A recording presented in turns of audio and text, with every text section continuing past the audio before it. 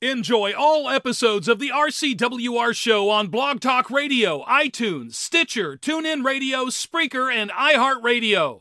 Hey WWE fans, be sure to check out the RCWR Show live Monday nights on youtube.com/the RCWR Show at 11:15 p.m. Eastern after WWE Raw for full fallout and review along with great live fan reactions.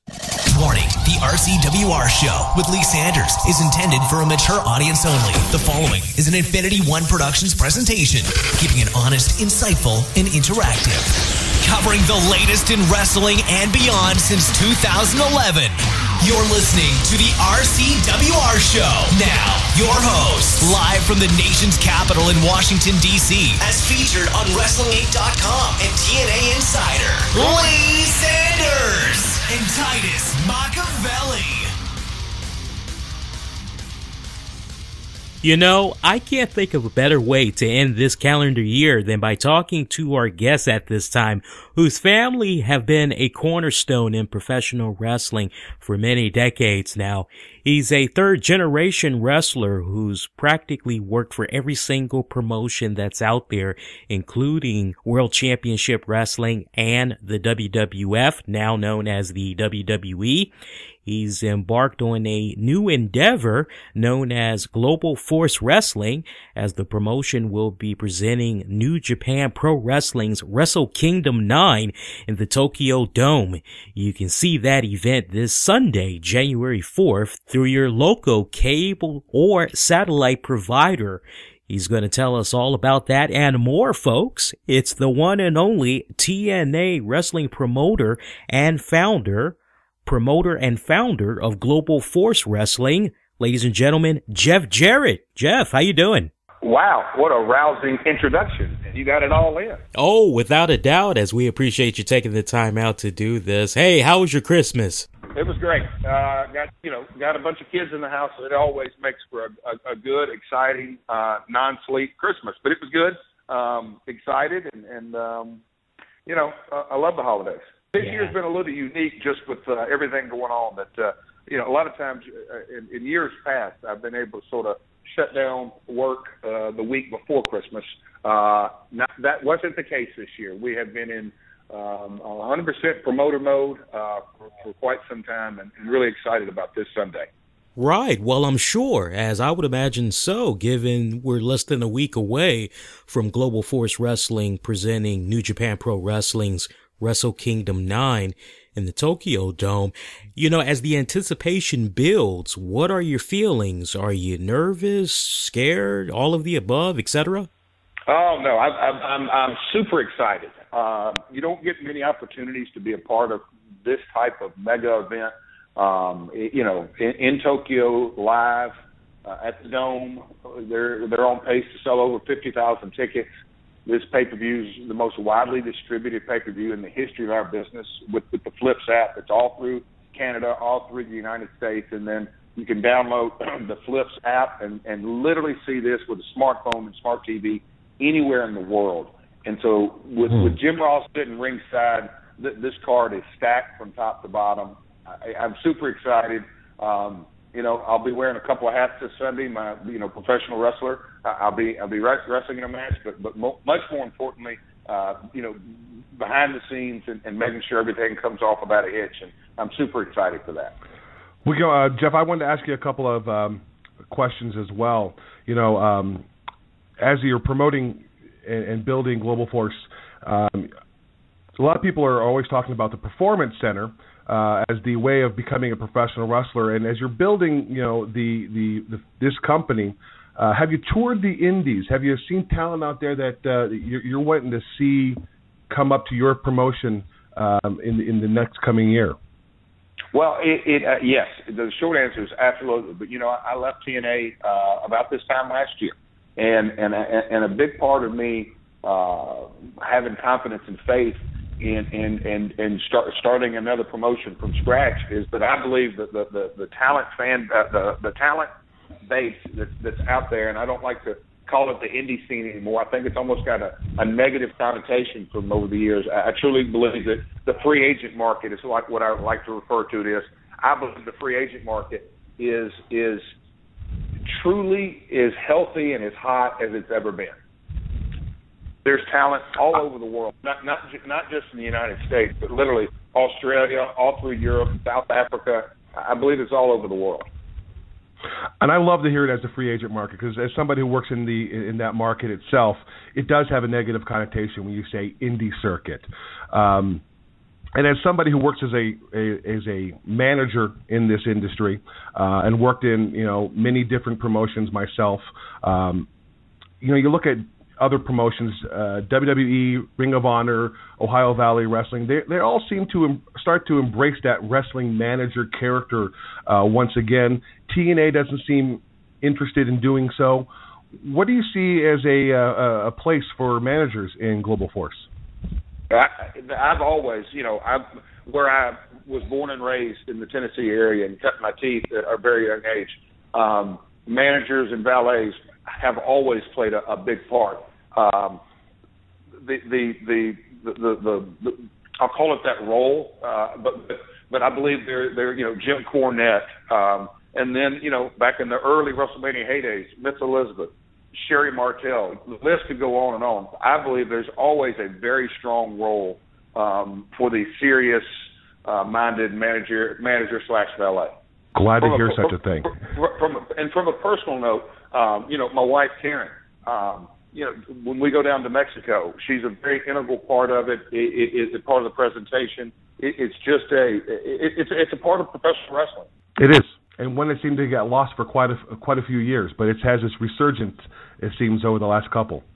Yes, absolutely, and it comes and goes and ebbs and flows in this business. But yeah, I understand and agree with your assessment of managers in 2014. Well, I want to focus on Global Force a little bit more here. With your, obviously, this is the first event, but what are the long-term plans? What is your hope for 2015 as far as television production goes? Are there any hopes and plans for American TV, additional pay-per-views? What should we look forward to past this Sunday? You should look forward to some exciting announcements coming up. I've been asked that question quite often, and I've answered it as much as I would like to at this time. But if I were to make any of those type announcements that you just touched on, it would definitely take the focus off Sunday. And as a promoter, that makes zero sense. Although I appreciate and respect the fact that you guys want to know what's coming up next. When you're on the other side of the fence, like I am, you want to keep everything concentrated on this Sunday, want this event to come off wildly successful, and then the Global Force Wrestling fans can look forward to the next announcement. And I can tell you, they're coming, and we are very excited about 2015 on multiple levels, and the answers to the questions you just asked will be in. Fantastic. What do you think that's going to set Global Force Wrestling apart from everything else that's out there? It seems that we have a lot of new wrestling companies coming out with Lucha Extreme, and New Japan is talking about a show in the United States. What is it going to set Global Force apart from everything else that's going to be out there? Well, I'll go back to my short answer. Stay tuned, and those facts will be revealed. But on the other side of that is just the fact that we have a philosophy that is basically 180 degrees different than the current U.S. promotions, in that, in the years past, promotions didn't recognize other promotions, and quite frankly, if they did, they talked in a negative connotation about it. We believe just the opposite. We want other promotions to thrive. We're going to recognize them. The fact that our first event is New Japan Pro Wrestling, us being the executive producers on the pay-per-view market, is truth to that. And we're going to continue to do that, because I believe that, the world is so connected now. Just before we came on there, we were talking about you're in D.C., and you're in Denver, and we've got somebody in D.C., and Lee is, and just the technology, it connects, it connects everybody. Well, if you want to relate it specifically to professional wrestling, it connects different fan bases, and I want to be a part of that. I want to bring wrestling fans from all over the globe together to, I like this style, I like this wrestler, Tanahashi's my favorite wrestler. Well, no, the guy in AAA is my favorite wrestler, and just those different type elements. That's a very real look at professional wrestling. I love that answer. Thank you, Jeff. I'm going to ask you one last question. I'm going to turn it over to Lee. As someone who's been in the wrestling industry for a few years, I've worked, and I continue to work independent wrestling promotions. I even tried out for the TNA Gut Check Challenge myself, where I only got to the top 3 of my bracket. I know there are a lot of folks that listen to our show are up-and-coming professional wrestlers. What is it that you would say to them that would help them get their big break? What should they be focused on? 2 or 3 things that they should take seriously from Jeff Jarrett, who has had such a success as a promoter and as a wrestler and an entrepreneur. When I broke in, the business obviously was different, but the fact that I got to wrestle 6 and sometimes 7 nights a week for the first 3, 4, 5, 6, 7 years I was in this business was a tremendous help in that I got to learn my trade, got to learn my craft. If you tell a basketball player, how do you want to get to the next level, all of them will tell you, you got to take your, 1,000 shots a day. You've got to practice and practice and practice and practice. Well, that isn't completely applicable to professional wrestling, but what I tell everybody is get as much possible work as you can. Don't worry about the money. The money will come later. And I know that's easy to say, for me who's been in the business so long, but still today, you've got to be trained right. You've got to get a right school. You got to get right fundamentals about you, and then you've got to get in there and do it. And somebody who doesn't really have a passion for this business, they'll find out real quick. I'm not into this. I'm going to move on to another profession. But if you really love it, you'll get out there and get as much work, drive as far as you can drive to get as much work as you possibly can, and then really study it. Be who you are. Find an extension of your personality, something that's real down in your gut, and expand on that. Good questions there, Titus. Hey, Jeff, it's Lee here again. I want to ask you some TNA questions, but we'll definitely go back and forth with the Global Force Wrestling Talk. Something that's been a hot topic among hardcore TNA fans over the years has been you and your father getting inducted in the TNA Hall of Fame. Ever since it came to fruition back in 2012, fans have been waiting patiently to hear you and your father's names announced. Now, with all due respect to Sting, Kurt Angle, and Team 3D, many, including ourselves, have noted that there wouldn't be a TNA without you and your father and guys like AJ Styles, Christopher Daniels, Frankie Kazarian, and Bobby Roode, just to name a few. In the past, your wife Karen has taken to Twitter and she's actually retweeted anyone who advocated for you being in the TNA Hall of Fame. I've got a 2-part question for you. One, in your eyes, will the TNA Hall of Fame's legitimacy always be questionable if you and your father aren't inducted? And number 2, how much would it mean to you to be acknowledged by TNA and placed in their Hall of Fame? After all, you and your father founded the company. Well, the short answer is, like I said, about this time last year, I closed the chapter on this book of TNA wrestling. I moved on, very excited. Have zero regrets about my time there. Very grateful and blessed and thankful for my 12 years there. But it was time for me and my family to move on. And so, the power at be at TNA, they choose who they want to choose, and more power to them. And if that's their decision, and if they believe that's truly what's best for TNA business and TNA entertainment, God bless them. I've moved on and let that dog sleeping dog lie. I can understand that. This question comes from a longtime listener of our show. It's from Robert in Spain, longtime listener of ours. He actually had told me a side story about how he met you a couple of times, Jeff, back in 2007 and in 2009, which, as far as he's concerned, was his favorite TNA years.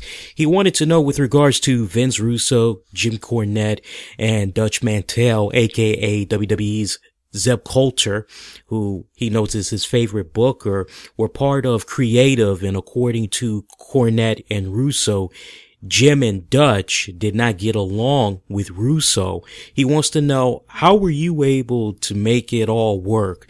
And why do you think TNA was so successful during what many had described for that time period being in turmoil?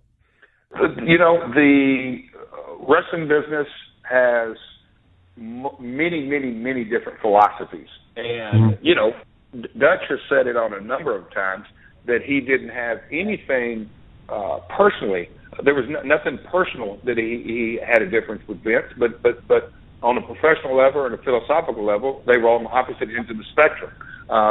I wanted to bring different thought processes, different minds, different creative thoughts and visions all in a room and leave that room with one direction.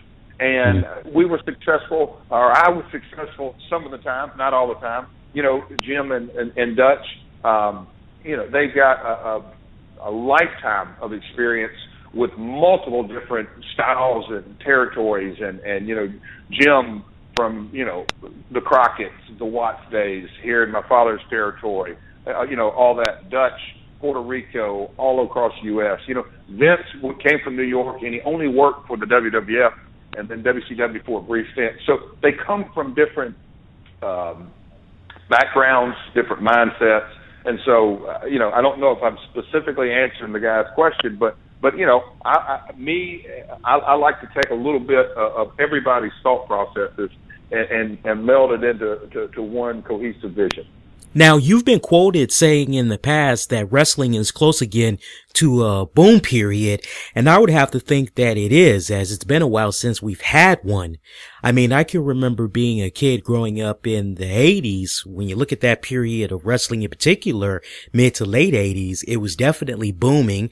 And then in the late 90s into the early 2000s, for sure, it was a big boom period. I mean, one could make the argument that wrestling has been in a little bit of a stalemate the past 5, maybe 6 years.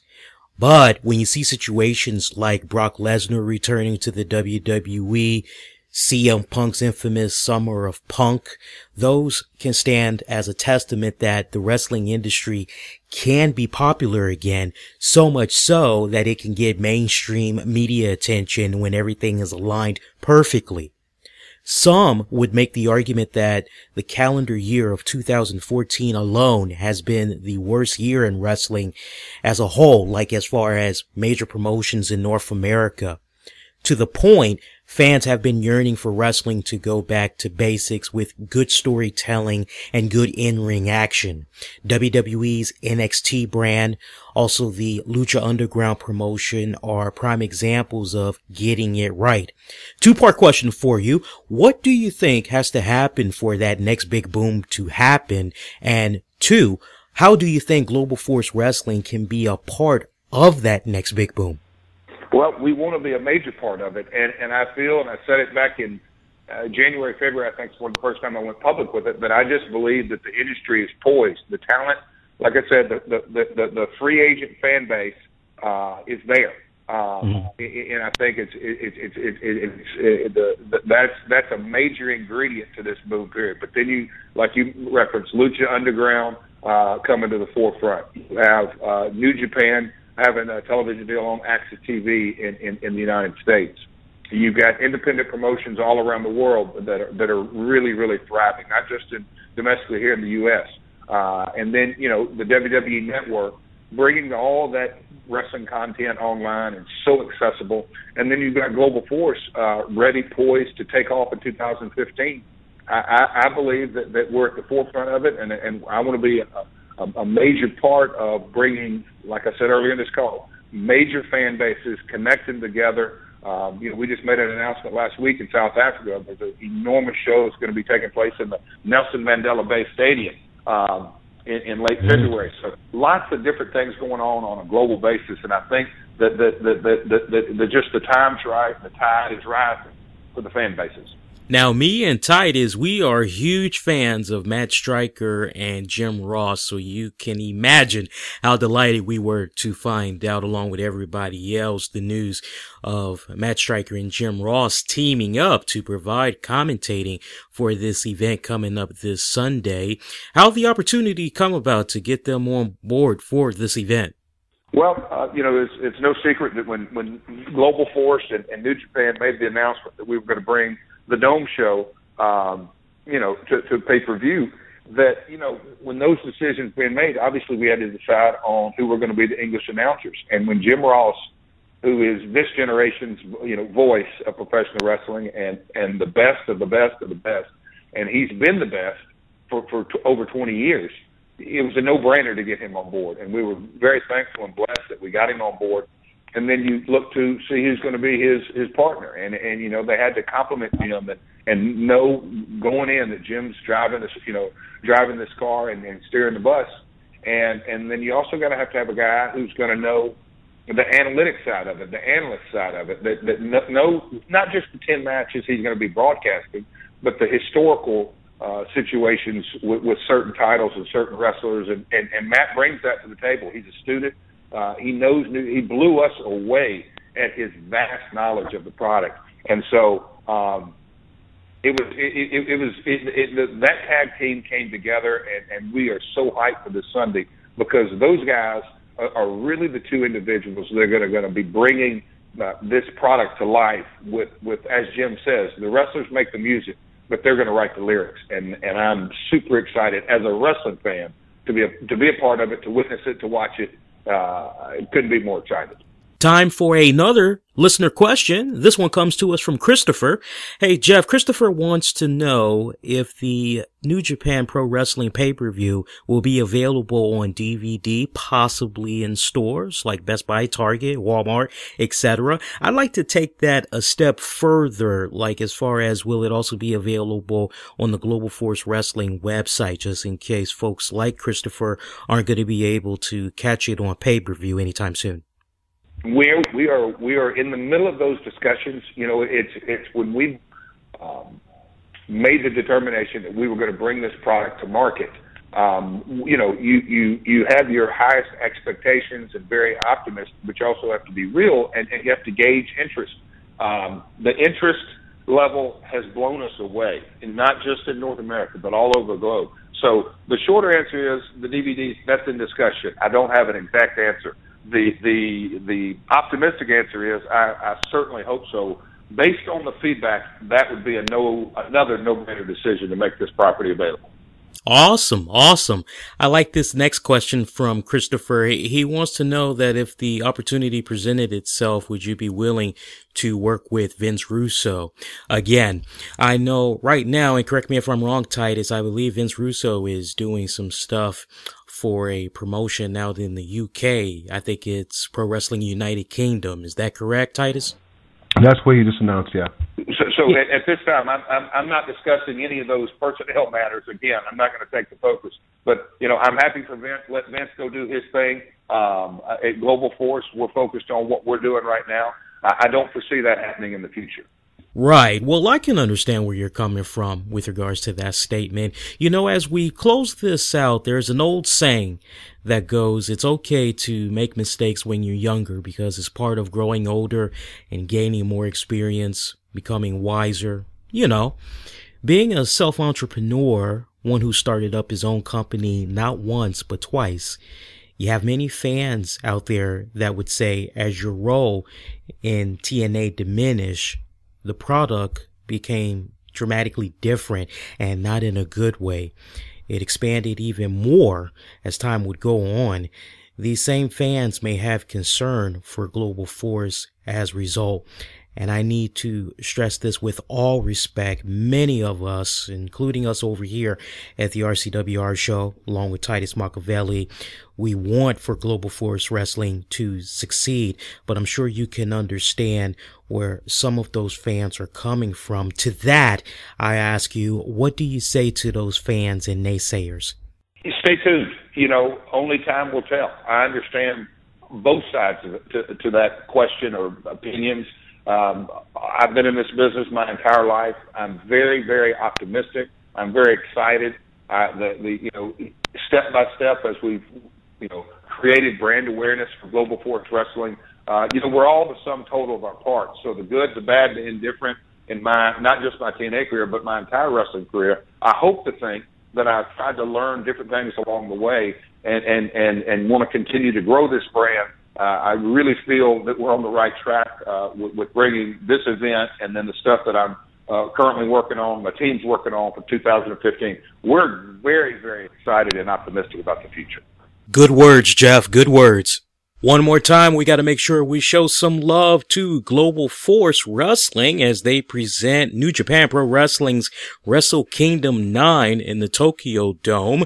For all information, including how the card is looking to shape up, as it's a very solid card from top to bottom, you all can check it out at globalforcewrestling.com. One more time, that's globalforcewrestling.com. It's going to be on your local cable or satellite provider this Sunday, January 4th. Jeff, I know we're definitely going to be checking out that pay-per-view this Sunday. I mean, I know for sure I am, as I love checking out all forms of wrestling from any and every promotion that's out there. I do a little bit of writing as a columnist for a couple of wrestling websites, so I'm definitely going to be checking it out as I'm very pumped up for this event, and we hope to have you back on the show one day to talk about another Global Force Wrestling event that's going to be coming up, as it was a lot of fun here chatting with you today. Definitely, truly an honor to have you on the show. We really appreciate it. I'd love to touch base with you guys in 2015. I appreciate all the help, support, promotion. Quite frankly, you guys are waving the Wrestle Kingdom 9 the flag for us, and we certainly recognize it and appreciate it. And I got to ask you, are you going to watch it live, or are you going to watch it Sunday night, traditional time slot? I haven't decided yet which way I was going to go. I wanted to watch it live, Jeff. Is it going to be live this Sunday? Oh, no, it definitely will. It'll be live. Lee, your time slot will be 2 a.m. Eastern, Sunday morning, and then with the replay. But, you know, if you got direct or you DVR these shows, technology is great. The Flips app, you can watch it live. But, no, in all 24 time zones around the world, you literally will be able to watch this show live this Sunday, January 4th. So it's 4 p.m. local time in Tokyo. So wherever you're at listening to this, be sure and check it out. It truly is become a can't-miss event. I'll definitely be watching it, and I'm a late night owl too, so I know what I'll be doing at 2 a.m. All right. Good. All right. Well, thank you so much, Jeff. We appreciate it. I appreciate it, Jeff. Guys. And, be watching Sunday. Thanks. Bye-bye. Thank you. Bye. Who are you? Who am I? I'm Double J. That's J-E-double-F. J-A-R-R-E-double-T. That's Double J, Jeff Jarrett. My true love, it's not what comes second nature to me. It's not what I'm the greatest at. It's not wrestling. It's what's in my heart. And that's country music. The country music business. I've been telling you about the corrupt politics in country music, hadn't I? About the wrongdoings in the country music industry. I've got more singing talent, more dancing talent, more stage presence, more charisma than all the other country music stars put together. Like another guy they're trying to bring along. He ain't nothing. It's some Italian boy. Billy Ray Cyrus, got them buggy whip arms. Willie Nelson, you know him. What is he, about 95 years old? Oh, my Lord, the greasiest hair you ever seen. Oh, neither one of them guys could sing. Oh, unlike Double J here, I'm the greatest singer that ever lived, but I can't get my break. I guess I'm gonna have to do it myself. Yep, but what I'm gonna do is, I'm gonna use the WWF. And when I'm finished using the WWF, they're gonna rename the WWF. That's right, they're gonna rename it the Double JF.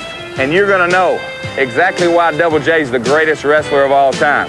And then when I get done with that, I'm gonna come back home. I'm gonna come back here to Buddy Lee Attraction. And I'm not gonna be playing on some street corner for $1. I'm gonna be at the tip top. It's not gonna say Ryman Auditorium. It's not gonna say home of the Grand Ole Opry. It's gonna say the Double J Auditorium. And Buddy Lee himself's gonna walk out that door, this door right here. No, he's not gonna walk. He's gonna crawl on his hands and knees, and he's gonna beg, and he's gonna plead, and he's gonna say, get your stinking hands off of me. Hey, I'm the best singer this town's ever had. Don't you forget that name. That's Double J. Hey, I got more charisma than any of your acts. That's J-E-double-F. Hey, where's Buddy at? J-A-double-R. You're gonna regret this, boy. E-double-T. Hey, what illiterate test did you pass to get this job? It's Double J, Jeff Jarrett. Hey, that was pretty good. That was very good. That was very good. That was a very strong interview. It was. I'm happy with it. I'm happy with it too. I'm very pleased. You know, he is just so freaking positive right now. He's just so upbeat. I did not get the impression that he was trying to dance around a particular question or trying to dodge something. I mean, we asked him, he went there. If anything, he just kind of came off a little bit irritated when it came to like those hypothetical questions. But I mean, pretty much he was on point. Yeah, I mean, I guess I can understand. You know, when people have asked me about my time at, well, for example, I had a terrible time at North American Wrestling up in Fresno. It was a bad time for me in wrestling in many ways. I don't like to talk about it too much. I mean, I did develop my character while working there because I had a lot more control, but it was such a low point when it came to the professional side of professional wrestling. I don't like to talk about those kind of things in many aspects. So I understand that he's probably, you know, what's done is done, what was is was, and let's just focus in on what I've got coming up for sure. I'm glad we didn't do too much on TNA because you have to because of who he is and what he's done and the fact that he created TNA. But that book, yeah, as he said, the book is closed, and it needs to be. Yeah, the way when he answered the whole TNA Hall of Fame, it to me, the interpretation was, you know what, TNA Hall of Fame, stick it up their ass. I'm moving on. Yeah, and it really, it needs to be. It needs to be. You know, it's over with. What I've done, I've done. What I'm doing is what I'm doing, and I can understand that, and I'm sure, you know, I know you can too. You know, yeah. I'm not who I'm. What is the old saying? You're only as good as your next book or whatever it is. You know. Yeah. I think he's having fun in a way that he probably hasn't. And I really, if I had a chance to ask one more question, I probably would have retorted a question. You know, it almost sounds like his perspective is a new sort of territory, a modern version of the territory age of wrestling, where you've got the WWE territory, and this is their niche, and we recognize that they're there. This is the Global Force niche in this territory, and this is TNA's. You know, in the old territories, you didn't pretend you were the only wrestling in town. You'd bring Ric Flair in from Mid-South, and he was the NWA champion, and you recognized that he's from Mid-South. Oh, hey, this is Bruno Sammartino. He's from the WWF. Mm-hmm. Where Vince pretends that there is nothing outside of the WWE universe. So it almost, his perspective almost seems as if he foresees this to be a modern digital version of the territories. And I think he's dead on. I think he's dead on in that perspective, if that's what he's leaning to, because it seems that way in many ways. That this is a territory age. It's just presented in a digital world. As you said, we're such a connected world these days. I mean, here we are. He's probably sitting in Japan if we would have asked him. I mean, he probably needs to be at this point. Yeah, probably last touches. But you know, we're such a put together sort of digital age and so connected. He's right, and I was sort of questioning whether I was going to or not going to, but I think maybe I'm more inclined to get the show and watch it, because I'm a little interested to see how I guess another question will be how much of the vision of Global Force is tied to this show versus New Japan's vision, because it is a split card. But I don't want to get any sort of negativity there, because it could come off that way, and I come off negative sometimes, and I don't mean to. Right. No, I know you do. I know you mean well. Yeah. I mean, that was a very enlightening conversation. Very enlightening conversation. Damn, I wish we could have talked to him longer. It would have been nice to, but then we probably could have only gone but so far, because I can definitely tell he wanted to just be about Global Force. Yeah, and he should be. I mean, obviously, you have to touch on a couple of TNA. You have to. I touched on some of the indie stuff, but I tied into Global Force. I mean, he's out there. He's got to be shopping the free agent market. I love the way he put that, because it does have a negative connotation, that indie scene.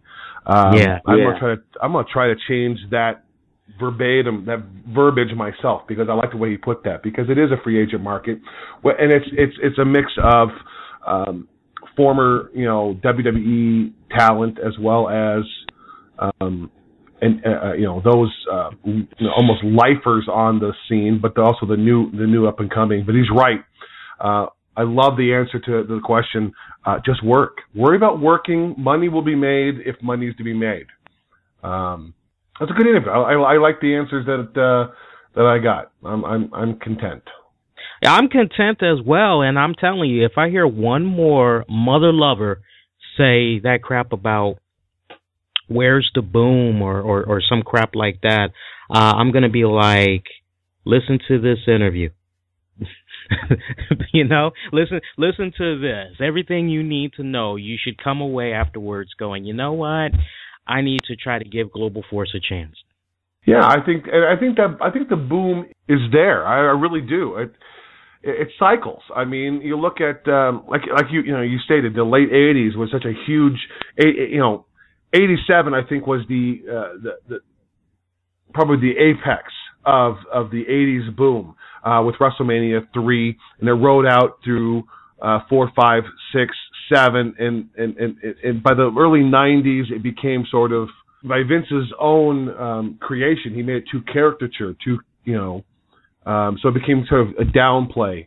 And then, of course, you had the rise of WCW and the Attitude Era, the Monday Night War, and its rise there, and then it sort of downplays again. Mm-hmm.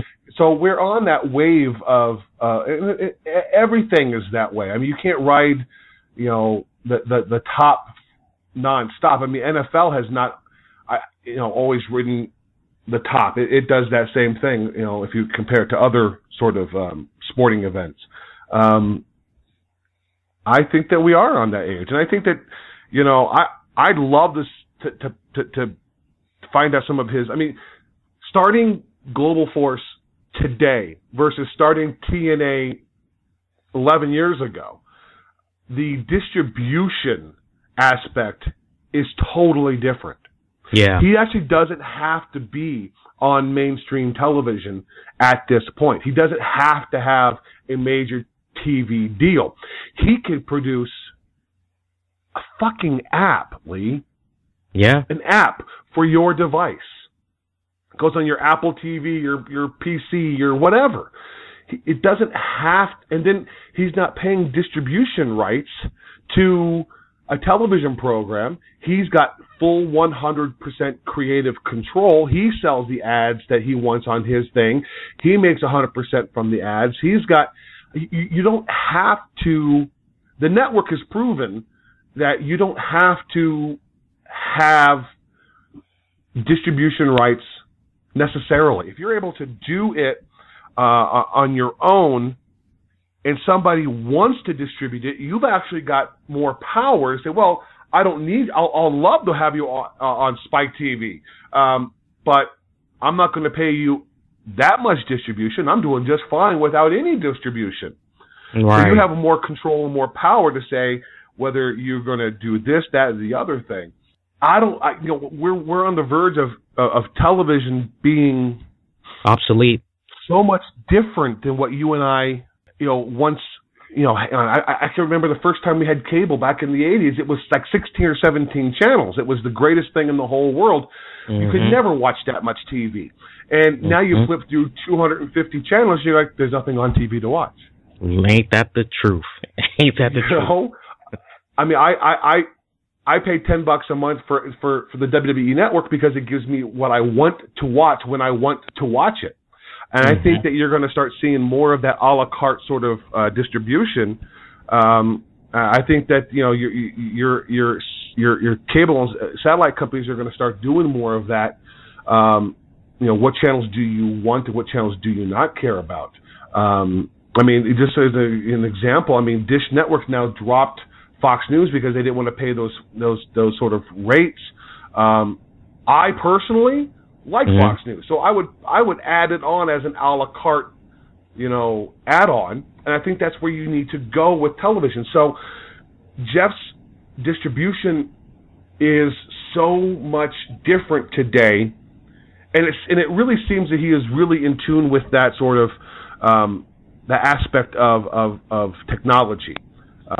So it's going to be interesting to see how he distributes his product, and I think he's right. I mean, he's not going to. Let's be real. He's not going to make any big announcement on the RCRW show, the GWA show. He's not going to say something. He's going to make his own announcement about the future. Wherever he makes it, where it makes has a bigger impact, but we have to ask him those things. We're remiss by not asking what the future is. But I think he has a real plan in place on what he's going to be doing, and I think it's going to be interesting to see how he distributes the product. Because if you look back at how he distributed, as you and I were saying earlier, how he distributed the TNA Impact originally was on pay-per-view. $10 a week, and it went very well, and enough so that he was able to sell it to Spike. So now he has got the ability to do it without pay-per-view, where pay-per-view takes 50 or 60% of the revenue. Now he for that $10 a week, he was only making about $3, and then he had to pay for the tech costs involved. So he probably only made 50, 60, 70 cents to profit, to the dollar, to his pocket. Now he can distribute it with no licensing fees, the internet has changed the world where he can just have. That's where I honestly think, and if you want to talk about it tonight on our show, because we need something to talk about. If that's how he's going to that's what I think he's going to distribute it. He's going to distribute it in a way that doesn't have to be on cable. It doesn't have to be on network television. It doesn't have to be, which is what I've been trying to say to some of these indie. We're talking, with NRW. We're posting on YouTube Why are we going to YouTube? Why are we driving people to YouTube for our shows? All we're doing is giving YouTube hits. We need to drive them to the NRW website and host it internally and drive up our hits. And by driving up our hits, we're getting 100% of the revenue. Our site. Exactly. And then we're able to say to local advertisers, hey, we get 5,000 hits a week. Of those 5,000, X amount are Colorado based, and local people would shop your. How about we sell you an ad where people can see you? 500 people a week can see your advertisement above our. That's the distribution mechanism that in every single indie company should be looking at. YouTube, they're like, hell yeah, put your stuff on YouTube. Every time someone comes to YouTube, it drives up our generation. We put our ad banners in there. They're making money from ad banners. You're not. They're making the money. They're getting the hits. They're getting the revenue and the drive to their business. Take that away from them. I mean, Vince used it as a way to get people interested in the digital distribution, but he's moved them all. The plan was to move them to the network, and that's what's happening. So I expect Jeff Jarrett to do something, and there'll be those naysayers. Oh, see, he's not going to be on Spike TV. He screwed up. You know what? I think he's smarter than what people are going to give him credit for. I think he doesn't need. Yeah. I'm sorry, I was on a rant. No, it was a good rant though, because and I hope you still have the record button going. No, I didn't. Oh my God, because it's like, all I had was me and not Jeff, so I didn't record it all. So I couldn't get Jeff in there. That's okay. No, because like my whole thing is like, you look at what's going on with New Japan. I don't know if you heard about this, but like I want to say maybe last month, New Japan even launched their own network, and the way that they have it set up, I don't think it's available on an app right now. Basically, you go to a website and you can basically see like every single whatever New Japan pro wrestling match that's on there. Unfortunately, is not translated in English yet, so hopefully they make that conversion. I think they will, because I'm sure they realize that they have a pretty strong fan base in North America that wants to check out that content. But as quickly as they were able to launch their own network, basically, you know, I think without him really laying it all out there, I'm really getting the impression that Jeff, for sure, is going to be looking into the whole digital aspect. Go back to TNA for a second. Remember, it went from pay-per-view, then it went to Fox Sports Net, where it was shown sporadically all weird hours of the night. Then you had like about a 3-month period, I think it was, where they did not have a home. And what did they do? They ended up having episodes be available for downloads on their website. I remember you could download it through Real Player or something like that at the time. Mm-hmm. So yeah, he really does not need the TV deal, although if the distribution is right, you know, if that network is willing to chip in on the budget and all that, then it's kind of like, okay, good, but it's all ultimately going to come back to what's going on with the whole digital thing. And I agree with you on the whole YouTube deal. I mean, YouTube, it's good if you have a decent following, but when you really think about how the ad revenue split goes between YouTube and you, if I'm not mistaken, I think YouTube pockets, I think they pocket like 65 to 70%, and you get the rest. So it's kind of like, you know, that's why you got sites like Machinima, or rather companies like Machinima and a bunch of other motherfuckers that's like, hey, come hook up with us because we know YouTube's only giving you 30%, but if you join us, we'll give you 55%, we'll give you 60%, you know, but then you have to ask yourself, okay, well, is the money coming in on time?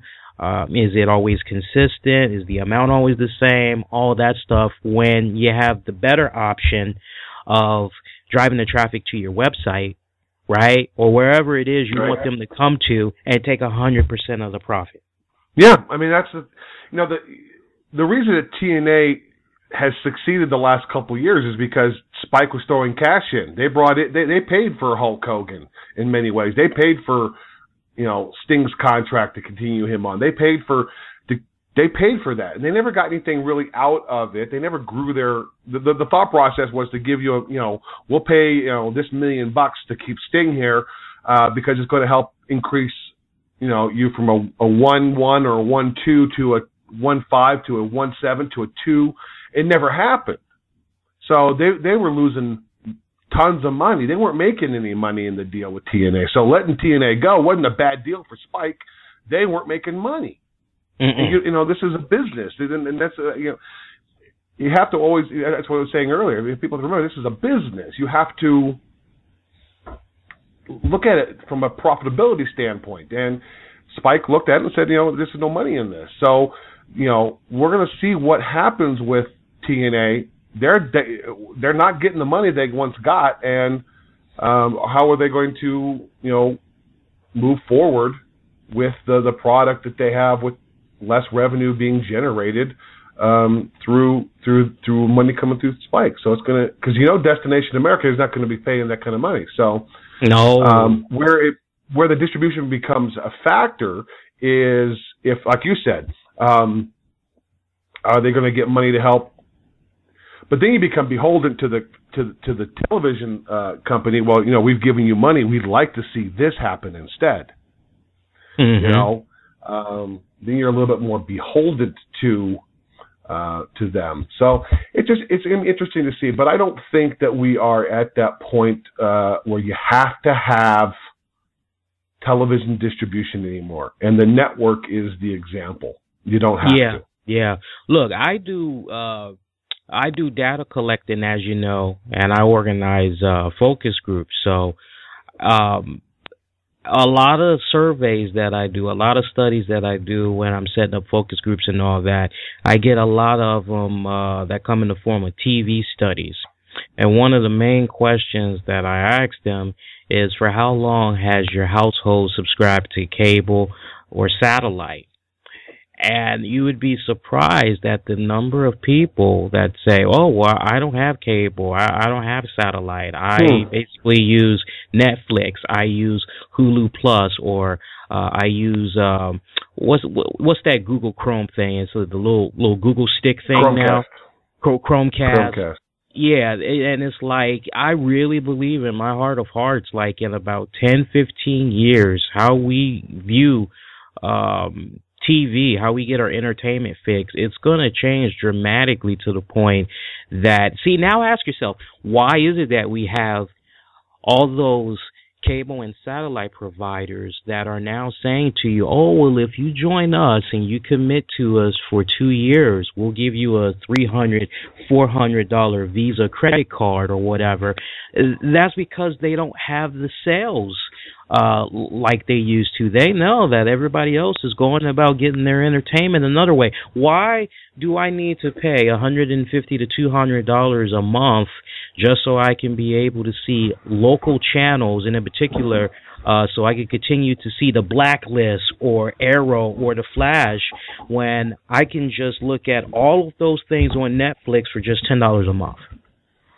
Right, and then if you look at some of the award shows, all the major television dramas and all this is all HBO and Showtime. It's not even NBC, CBS, and ABC anymore. And you're now able to get those on demand. I don't even need Dish to watch HBO. I could just order it through my Apple TV. So. We're at that point. You're right. We're at that juncture. So what Jeff needs to do is something that will take him to that next level himself. I really am. I'm excited to see what he does. And as a guy in the business who'd love to go work for the guy, I'd love to find out how it's going to be distributed, because that's a huge deal. I told my girl straight up, I said, this interview is like too big just for me. It's like, I think Titus needs to be involved in this. And she was like, no shit. That's what she said to me. She said, no shit. I said, yeah, well, okay, I'll let Titus know then. It's like, why should I have all the fun, man, This has been the RCWR Show. Thanks for listening. An Infinity One Productions presentation, keeping it honest, insightful, and interactive.